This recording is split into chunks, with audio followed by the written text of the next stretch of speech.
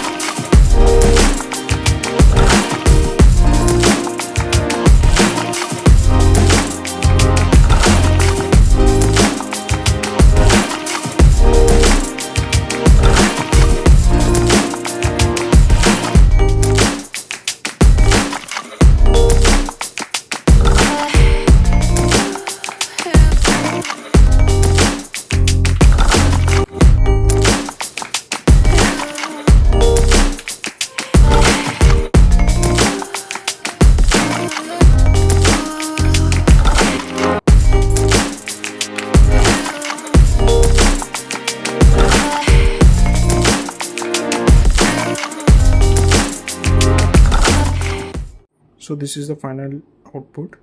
Even if you set the required to false, you have to pass the age value, and if you don't pass it, says it cannot convert the string to integer. So that's what we are getting an error even if we don't pass the age value. So that's it for today's video. Thanks for watching.